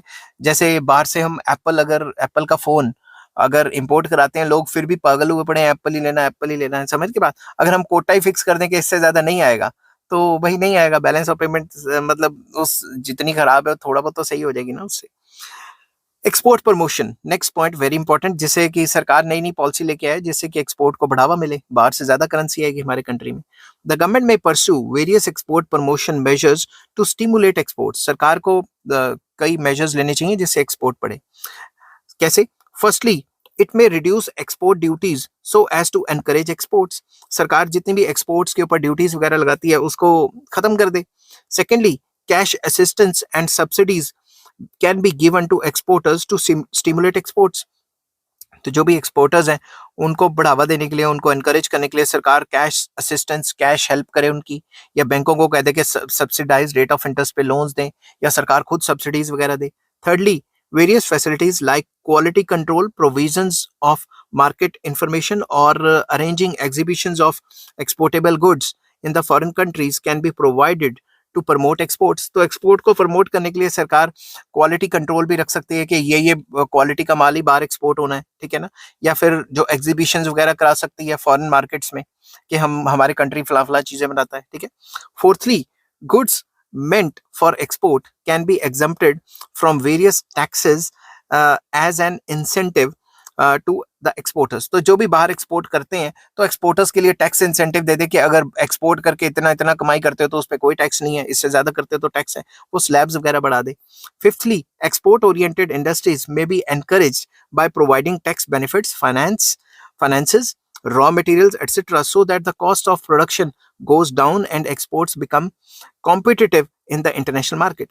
तो एक और तरीका एक्सपोर्ट को बढ़ाने का कि जब भी एक्सपोर्ट इंडस्ट्रीज कहीं खुलना चाहें उनको टैक्स बेनिफिट दिया जाए, उनको फाइनेंसेस वगैरह प्रोवाइड करवाए जाएं, सस्ते में लोन या सस्ते में रॉ मटेरियल वगैरह दिया जाए ताकि उनकी कॉस्टिंग कम हो और इंटरनेशनल मार्केट में उनको फायदा हो, जैसे चाइना करता है। ठीक है। सिक्सथली, attempts should also be made to encourage tourism by attracting foreign tourists so as to earn a large amount of foreign exchange। तो एक और तरीका है जिसे हम फॉरेन टूरिस्ट को एनकरेज करें और वो हमारे कंट्री में आके ज्यादा से ज्यादा पैसे खर्चें। तो टूरिज्म को बढ़ावा देना भी एक मतलब अच्छा तरीका माना जाता है। This can be done by providing good hotels and transportation facilities etcetera. तो ऐसा इसलिए भी मतलब ऐसा करने का ये भी तरीका है कि अच्छे होटल्स वगैरह बना दो, ट्रांसपोर्ट फैसिलिटीज अच्छी बना दो। ठीक है। और जो फॉरेनर्स यहाँ आते हैं उनके साथ मारपीट वगैरह और कोई बुरा सलूक ना करो क्योंकि वो हमारे मेहमान है। ठीक है ना। ऐसा कई बार देखा गया कि फॉरेनर्स आते हैं और उनको हमारे कंट्री के लोग जो हैं ठग लेते हैं या फिर हमारे कंट्री के लोग उनके साथ बेईमानी कर लेते हैं, तो वो फिर बाहर जाके इंप्रेशन गलत पड़ता है और फिर और टूरिस्ट को वो डिस्करेज करते हैं आने के लिए। ठीक है। ऐसी कई वीडियोस बनी हुई हैं कि फलां फलां कंट्री में जाओ तो भाई इन इन चीज़ों से अलर्ट रहो या इन कंट्रीज में जाओ ही ना क्योंकि यहाँ पे बड़ी जो है ठगी मारी जाती है। ठीक है। These diverse export promotion efforts will lead to increase in exports। तो इन सारे efforts की वजह से exports बढ़ सकता है। However, it is not easy to increase exports। तो इतना भी आसान नहीं है कि हम रातों रात एक्सपोर्ट्स जो है वो बढ़ा लें। The amount of exports depends not only on the domestic supply conditions but also on the demand conditions abroad over which the home country has no control. हम सप्लाई तो कर लेंगे, उन चीज़ों को बना लेंगे, मगर फॉरेन में उन चीज़ों की डिमांड भी तो होनी चाहिए ना। तो कई फैक्टर्स पे ये डिपेंड करता है। नेक्स्ट आ जाता है exchange control, very important। Another important method of correcting disequilibrium in the balance of payment is exchange control और exchange restrictions। तो जो फॉरेन एक्सचेंज है उस पर कंट्रोल करना जरूरी है या उसके ऊपर रिस्ट्रिक्शंस को चेंज करना जरूरी है जिसकी वजह से बैलेंस ऑफ पेमेंट सही हो सकता है। कैसे? The government may try to hold complete control over all the dealings in foreign exchange by directing the exporters to sell their foreign exchange earnings to the central bank and all the importers to buy foreign exchange from the central bank। central bank या फिर government ये कह सकती है कि government ये direct कर सकती है किसको? गवर्नमेंट कह सकती है एक्सपोर्टर्स को कि जितना भी तुमने एक्सपोर्ट करके फॉरेन करेंसी कमाया है वो सारा का सारा सेंट्रल बैंक जैसे इंडिया में आरबीआई उसके पास जमा करा दो और जितना भी तुमने बाहर से इंपोर्ट करना है, जितनी भी पेमेंट देनी है थ्रू सेंट्रल बैंक की करो, आरबीआई के थ्रू ही करो। तो इसको एक्सचेंज कंट्रोल के जरिए हम बैलेंस ऑफ पेमेंट को ठीक कर सकते हैं। ठीक है। Foreign exchange is rationed out among the license holders for specified commodities who only can import these commodities। तो फॉरेन एक्सचेंज का जो एक्सेस होगा वो उन्हीं के पास होगा जिनके पास लाइसेंस है एक्सपोर्ट का या इंपोर्ट का, ताकि जो फॉरेन एक्सचेंज का मूवमेंट है उसको कंट्रोल किया जा सके। ठीक है। Exchange controls rule out the free operation of market forces. अब ये बात भी याद रखनी पड़ेगी, जब भी हम एक्सचेंज कंट्रोल लगा देते हैं तो इससे जो free market forces and demand supply वो काम नहीं कर पाते, मतलब डिमांड सप्लाई या मार्केट इकोनॉमी के अगेंस्ट है ये principle. They establish an effective control of the government over the allocation of foreign exchange. तो इससे गवर्नमेंट का फुल कंट्रोल हो जाता है कि फॉरेन करेंसी कहाँ कहाँ यूज करनी चाहिए, कहाँ कहाँ नहीं करनी चाहिए। If the government is successful in its policy of exchange controls, it would be able to overcome the deficit in the balance of payment by selling foreign exchange only to the extent of its export earnings। अगर सरकार ऐसे rules regulation बना के control करने में कामयाब हो जाए तो सरकार सिर्फ उतना ही पैसा खर्चेगी फॉरेन एक्सचेंज में, उतना ही पैसा कंट्री के बाहर जाने देगी जितना उसने कमाया है। It would also कर्ब the imports of less essential goods like luxury items because the government may provide foreign exchange for the imports of essential goods only। तो अगर ऐसा हो गया, एक्सचेंज कंट्रोल हो गया, तो सरकार सिर्फ एसेंशियल गुड्स के लिए फॉरेन करेंसी देगी, लग्जरीज वगैरह के लिए फॉरेन करेंसी देगी नहीं, वो कह देगी है ही नहीं, कहानी का। तो However, exchange controls are likely to encourage black marketing in the foreign exchange। तो बेसिकली जब भी ये एक्सचेंज कंट्रोल की चीज़ें आ जाती हैं ये काफ़ी रिजिड और रिस्ट्रिक्टेड रहती हैं और इससे ब्लैक मार्केटिंग को एनकरेजमेंट मिलती है। लोग फॉरेन करेंसी को बजाय इसके कि सरकार को जमा कराएं, सेंट्रल बैंक को जमा कराएं, वो खुद ही अपने पास रखना शुरू कर देते हैं। ठीक है। नेक्स्ट आ जाता है प्रोडक्शन ऑफ इम्पोर्ट सब्स्टिट्यूशन। जो चीज़ें बाहर से मंगा रहे हैं उनको विद इन द कंट्री बनाना ही शुरू कर दो ताकि बाहर से खरीदना ही ना पड़े। Steps may be taken to encourage the production of import substitution। सरकार को ऐसे स्टेप्स लेने चाहिए जिससे कि जो बाहर से चीजें आ रही हैं वो विद इन द कंट्री ही बनाना शुरू कर दे, जिसको इंपोर्ट सब्स्टिट्यूशन कहा जाता है। This will save foreign exchange in the short run by replacing the imports by replacing imports bye there import substitutes. तो बेसिकली वही बात कही गई है कि इससे शॉर्ट रन में जो फॉरेन करेंसी है उसको सेव किया जा सकता है। जो चीजें बाहर से खरीदनी है विद इन द कंट्री बना दो। If the industries producing import substitutes develop ultimately because of various incentives provided to these industries, they may turn out to be export earners as well। अगर सरकार इन इंपोर्ट सब्स्टिट्यूशन वाली industries को काफी help करे और काफी फैसिलिटीज प्रोवाइड करे तो ऐसा भी देखा गया है कि ये इंडस्ट्रीज बजाय इसके कि जो बाहर से हम खरीदते थे वो तो बंद हो ही जाएगा, बल्कि एक्सपोर्ट भी करना शुरू कर देंगी और बाहर से जो है करेंसी भी कमानी शुरू कर देंगी। नेक्स्ट आ जाता है monetary policy, very important. A tight monetary policy can be effectively used to reduce expenditure and thereby correct deficits in the balance of payment। अगर हम टाइट मॉनेटरी पॉलिसी लगाएंगे जिससे रेट ऑफ इंटरेस्ट बढ़ जाएगा और लोग लोन्स नहीं लेंगे तो डिमांड कम हो जाएगी, इसकी वजह से भी बैलेंस ऑफ पेमेंट को कंट्रोल या करेक्ट किया जा सकता है। The central bank can reduce the volume of credit by raising the bank rate, by selling the approved securities in the open market and by raising cash reserve ratio। तो government जो है credit को या loans को control कर सकती है कैसे?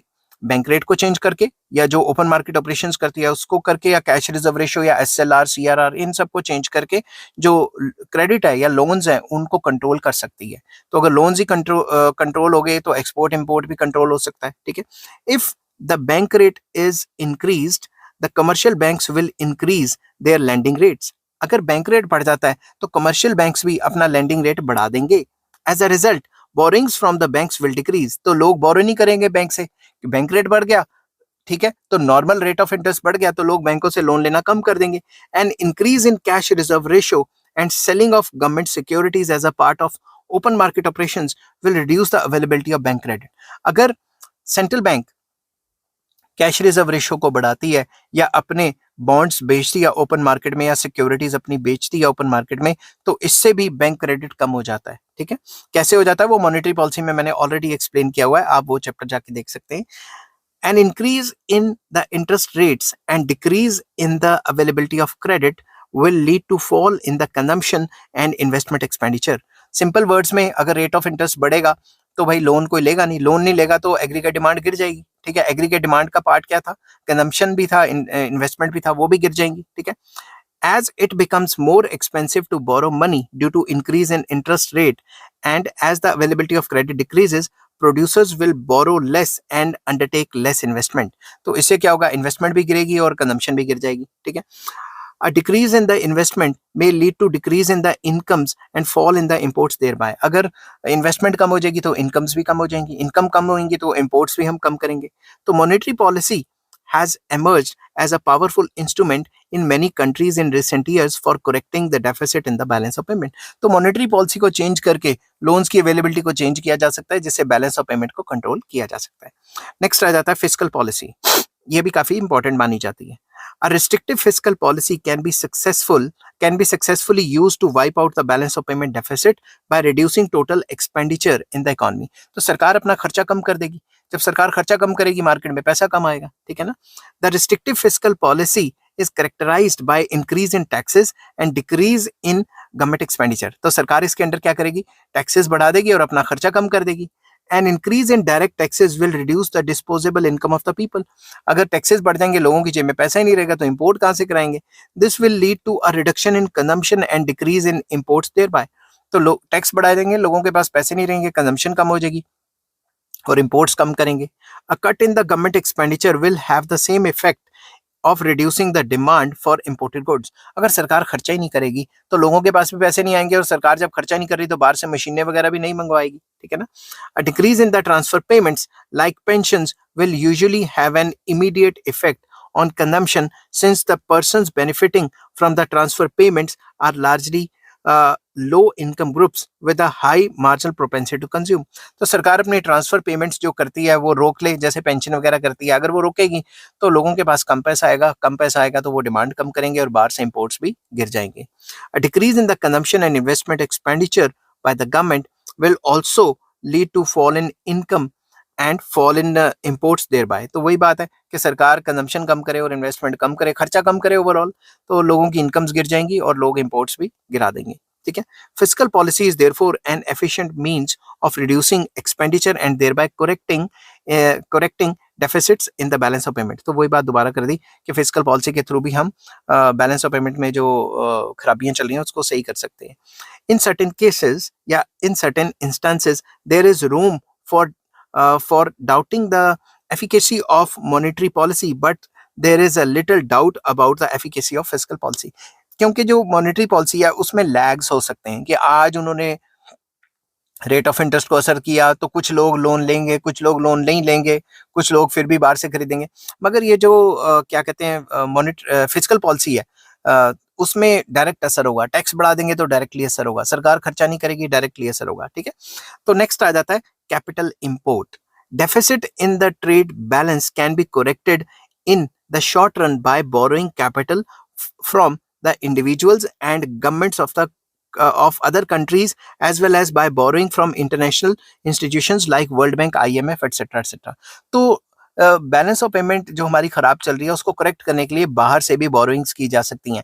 अब बाहर से बोरोइंग कैसे कर सकते हैं? फॉरेन इंडिविजुअल से कर सकते हैं, फॉरेन इंस्टीट्यूशन से कर सकते हैं जो इंटरनेशनल इंस्टीट्यूशंस है, या फॉरेन कंट्री से भी की जा सकती है। ठीक है, countries like India can use special drawing rights facility with IMF to meet the deficit in the balance of payment.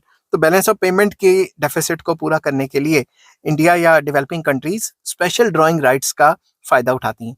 Special drawing rights जो है IMF ने एक फैसिलिटी दी होती है, इसको ऑलरेडी मैंने डिटेल में डिस्कस किया हुआ है। अगर आपको ये चाहिए होगा तो मुझे कमेंट में लिख देना SDR, मैं आपके साथ लिंक शेयर कर दूंगा, क्योंकि अगर मैं यहाँ पे वो कंसेप्ट डिस्कस करने लग गया तो इस चैप्टर की या इस टॉपिक की बैंड बज जाएगी। ठीक है, तो SDR is an international reserve asset created by IMF in 1969 to supplement the existing official reserves of a member countries. तो SDR 1969 में जो है IMF जो है इंटरनेशनल मॉनेटरी फंड वो लेके आया था ताकि मेंबर कंट्रीज की जो बैलेंस ऑफ पेमेंट की प्रॉब्लम्स हैं उनको सॉल्व किया जा सके। It is not a currency, ये कोई करेंसी नहीं है, it is a potential claim on the freely usable currencies of IMF member countries. तो बेसिकली वो IMF मेंबर कंट्रीज जो हैं वो फ्रीली अपनी बैलेंस ऑफ पेमेंट सिचुएशन को सही करने के लिए जो SDR का इस्तेमाल कर सकते हैं, दूसरे मेंबर कंट्रीज को SDR को ट्रांसफर कर सकते हैं। ठीक है, SDRs are allocated by IMF to member countries, ये तो मैं बता चुका हूँ। They are made up of a basket of major foreign currencies like US dollars, pound, euro, yen etcetera. ये एक बास्केट होती है जिसमें कि वेरियस करेंसीज होती हैं, ये भी मैंने डिटेल में डिस्कस किया हुआ है। तो SDRs are used only among governments and IMF for balance of payment settlements. तो ये गवर्नमेंट्स के बीच में बैलेंस ऑफ पेमेंट को सेटलमेंट करने के लिए SDRs का इस्तेमाल किया जाता है। ठीक है, तो ये सारे के सारे तरीके थे जिससे बैलेंस ऑफ पेमेंट को करेक्ट किया जा सकता है।